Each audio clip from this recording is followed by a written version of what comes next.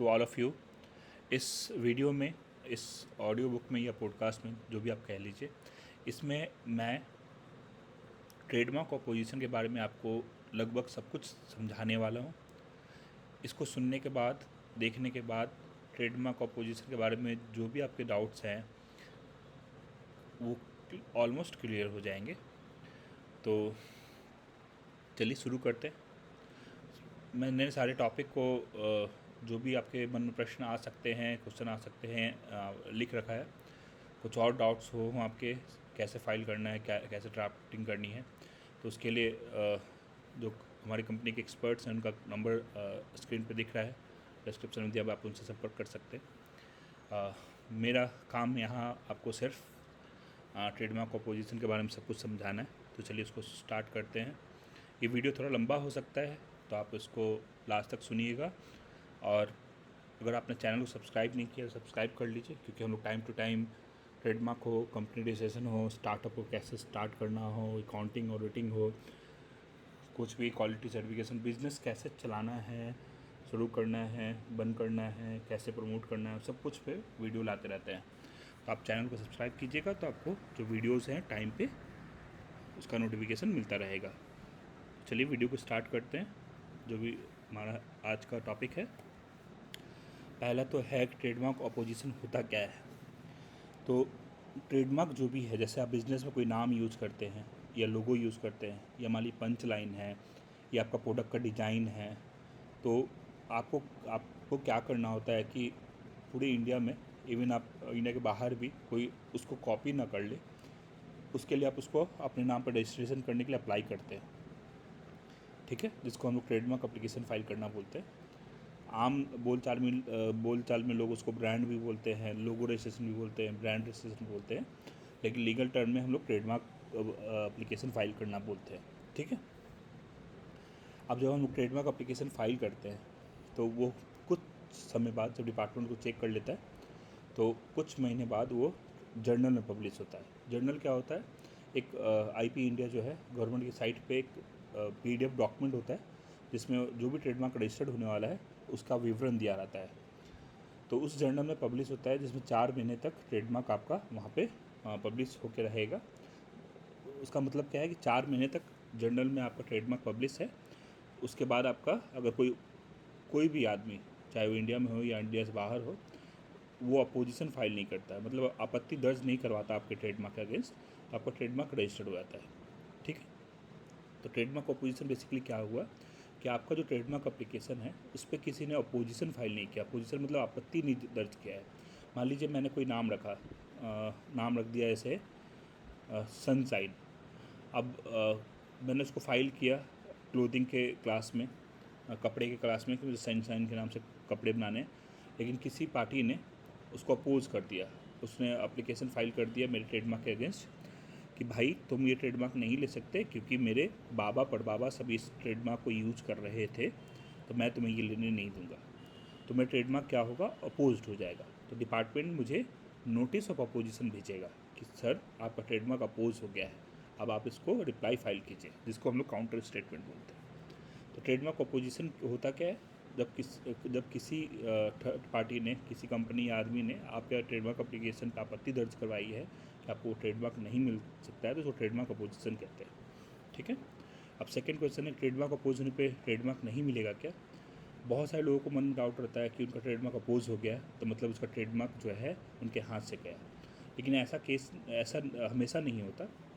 मान लीजिए आपका ट्रेडमार्क यूनिक है, आपने क्वाइन वर्ड बनाया है, आपने किसी का कॉपी नहीं किया है, आपने 2-4 वर्ड्स को तोड़ मरोड़ के बनाया है, या ऐसा वर्ड दिया है जो पहले से ट्रेडमार्क फाइल नहीं था आईपी इंडिया पे, तो आप उसको लड़ सकते हैं।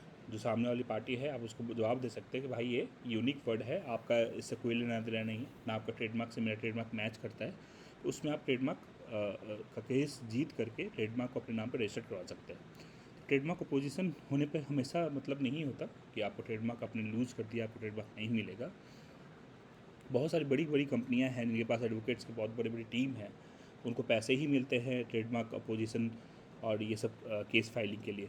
तो हमने देखा है कि बहुत सारे जो सिचुएशन होते हैं, बहुत सारे समय तो लोग ऐसे ऐसे ट्रेडमार्क को अपोज कर देते हैं जिनसे उनका ट्रेडमार्क का कोई लेना देना नहीं है। तो इसलिए आपको मन से हारने की बात नहीं है, घबराने की बात नहीं है। ट्रेडमार्क अपोज होने का मतलब ट्रेडमार्क आपका लूज़ नहीं हुआ, आप तब भी ट्रेडमार्क को अपने नाम पर रजिस्टर करवा सकते हैं। ये डिपेंड करता है कि केस में कितना दम है आपके, ठीक है। अब तीसरा क्वेश्चन आपके दिमाग में आ सकता है, ट्रेडमार्क अपोज होता कब है। तो ट्रेडमार्क कब अपोज होता है, तो ट्रेडमार्क जब आप एप्लीकेशन फाइल करते हैं तब अपोज नहीं हो सकता, जब वो जर्नल में पब्लिश होता है, जब डिपार्टमेंट चेक कर लेगा और आपको अलाउ करेगा कि हाँ आपका ट्रेडमार्क आपको मिल सकता है और जर्नल में पब्लिश कर देता है, तब कोई आदमी उसको ट्रेडमार्क अपोज कर सकता है, उससे पहले नहीं। तो ट्रेडमार्क जब जर्नल में पब्लिश होता है तभी उसको अपोज कर सकते हैं, ठीक है, और तभी अपोज हो सकता है, उससे पहले नहीं। फिर उसके बाद क्वेश्चन आता है ट्रेडमार्क अपोज होने पर क्या करना होता है। तो मान लीजिए अगर आपका ट्रेडमार्क अपोज हो गया तो उसके बाद आपको 2 महीने का समय मिलता है कि आप उसको रिप्लाई फाइल करें। तो जब भी ट्रेडमार्क किसी ने अपोज किया, जब आपका ट्रेडमार्क जर्नल में पब्लिश हुआ, तो डिपार्टमेंट आपको नोटिस ऑफ अपोजिशन भेजती है। उस नोटिस ऑफ अपोजिशन के डेट से आपको 2 महीने का समय मिलता है काउंटर स्टेटमेंट फाइल करने का, जिसको हम लोग रिप्लाई बोलते हैं। तो काउंटर स्टेटमेंट फाइल करने के बाद आपका जो ट्रेडमार्क का जो एप्लीकेशन है वो आगे बढ़ता जाता है, ठीक है। तो आपका जवाब मिल गया होगा आपको इस क्वेश्चन का, ट्रेडमार्क अपोज होने पे क्या करना पड़ता है। ट्रेडमार्क अपोज होने पे आपको रिप्लाई फाइल करना पड़ता है, जिसको हम लोग काउंटर स्टेटमेंट कहते हैं। अब ट्रेडमार्क काउंटर स्टेटमेंट फाइल करने की फ़ी कितनी है सरकारी, तो ट्रेडमार्क का अपोजिशन करने का या काउंटर स्टेटमेंट फाइल करने का या एविडेंस फाइल करने का सरकारी फ़ी 2700 रुपये है, ठीक है। नेक्स्ट सवाल है अपोजिशन का जवाब। तो काउंटर स्टेटमेंट फाइल करने का सरकारी फ़ी 2700 रुपये है। नेक्स्ट क्वेश्चन आ सकता है आपके दिमाग में, अपोजिशन का जवाब फाइल कब तक कर सकते हैं। तो अपोजिशन का जो जवाब है काउंटर स्टेटमेंट, आप 2 महीने तक कर सकते हैं। मतलब जब ट्रेडमार्क आपका अपोज होता है तो आपको नोटिस ऑफ अपोजिशन आता है, उस नोटिस ऑफ अपोजिशन के डेट से 2 महीने का समय मिलता है आपको, जब आप काउंटर स्टेटमेंट आपको फाइल करनी होती है, ठीक है। अगर आप उससे लेट होते हैं तो आपको डिपार्टमेंट को पहले कॉन्डोलेशन ऑफ डिले का एप्लीकेशन फाइल करना होगा, उनकी परमिशन लेनी होगी, तब आप उसको अगर आपका जेन्यून केस है, आप बीमार पड़ गए या आपके फैमिली में कुछ हो गया, तब आप उसको ग्राउंड दिखा करके 2 महीने के बाद ही फाइल कर सकते हैं। लेकिन आपको 90% केस में मान लीजिए कि आपको 2 महीने के अंदर ही फाइल करना है, उससे बाद में फाइल कीजिएगा तो आप लूज़ कर सकते हैं अपने ट्रेडमार्क को। अब नेक्स्ट क्वेश्चन है कि अपोजिशन का जवाब नहीं फाइल करने पर क्या हो सकता है। अगर आपका ट्रेडमार्क अपोज हो गया और आप उसका काउंटर स्टेटमेंट रिप्लाई फाइल नहीं कर रहे हैं, डिपार्टमेंट आपको बार बार आपका इंतज़ार करेगा, 1 महीना, 2 महीना, 3 महीना, 4 महीना, 5 महीना, और जब देखिएगा कि आप काउंटर स्टेटमेंट आप फाइल नहीं कर रहे हैं, तब वो एक्स पार्टी डिक्री देता है। जो ट्रेडमार्क का जो एग्जामिनर है, जो उनके ऑफिसर हैं, वो आपके अगेंस्ट जो ओपोनेंट है उसके फेवर में डिक्री देता है, ऑर्डर देता है कि आपको ये ट्रेडमार्क नहीं मिलेगा, तो आप ट्रेडमार्क खो सकते हैं उस केस में, ठीक है।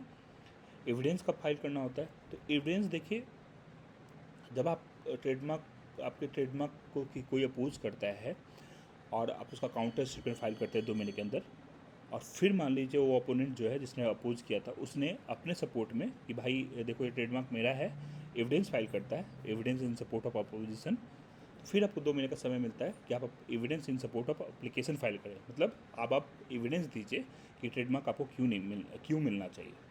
तो जब सामने वाला पार्टी जब evidence in support of opposition file करता है, तो उसके 2 महीने के अंदर आपको evidence in support of application file करना होता है, ठीक है। लास्ट सवाल है कि ट्रेडमार्क जब अप्लाई हम लोग करते हैं तो उसके पूरे प्रोसेस को मॉनिटर करने का कोई क्या सॉफ्टवेयर है मार्केट में, क्या ट्रेडमार्क मॉनिटर करने का, वॉच करने का कोई दूसरा आदमी तो ट्रेडमार्क आपका कॉपी नहीं कर रहा है, या उसने फाइल तो नहीं कर दिया डुप्लीकेट, या कब आपको कौन सा नोटिस आ रहा है, कौन सा कंप्लायंसेस करने ट्रेडमार्क के, ये सारा काम जो हैंडल करे ऐसा कोई सॉफ्टवेयर है मार्केट में। तो इसका जवाब है हाँ, एक सॉफ्टवेयर है जो इंडिया में बना है और इंडिया के लोगों के लिए बना है, जिसका नाम है ट्रेडमार्क सर्च प्रो। काफ़ी किफ़ायती है, उसका यूज़ करके आप ट्रेडमार्क सर्च कर सकते हैं, लोगों के बेसिस पे ट्रेडमार्क सर्च कर सकते हैं, एक से ज़्यादा क्लासेस में सर्च कर सकते हैं, मल्टीपल सर्च क्राइटेरिया के साथ सर्च कर सकते हैं, ट्रेडमार्क का स्टेटस चेक कर सकते हैं, ट्रेडमार्क को कंपेयर कर सकते हैं, एक से ज़्यादा ट्रेडमार्क को, आप ट्रेडमार्क का पोर्टफोलियो मैनेज कर सकते हैं, ट्रेडमार्क पे निगरानी रख सकते हैं पूरे कि कोई दूसरा आदमी तो फाइल तो नहीं कर रहा है आपका ट्रेडमार्क से मिलता जुलता कोई ट्रेडमार्क। फिर ट्रेडमार्क का फ़ी दे सकते हैं, ट्रेडमार्क का फॉर्म्स चेक कर सकते हैं। ये सारा प्रोसेस आप एक सॉफ्टवेयर के थ्रू मैनेज कर सकते हैं, जिसका नाम है ट्रेडमार्क सर्च प्रो। trademarksearchpro.com पे जाकर आप उस एप्लीकेशन सॉफ्टवेयर के बारे में सब कुछ देख सकते हैं। तो आशा करता हूँ कि आपको सॉफ्टवेयर के बारे में सब मैंने बता दिया, और ट्रेडमार्क अपोजिशन से रिलेटेड जो भी आपके डाउट्स है वो क्लियर हो गए होंगे। और कोई डाउट्स बचते हैं तो आप जो कंपनी के एक्सपर्ट्स का नंबर जो डिस्क्रिप्शन में दिया हुआ है, वीडियो में दिया हुआ है, आप उनसे बात कर सकते हैं। Thank you for watching this video, listening to podcast. Thank you.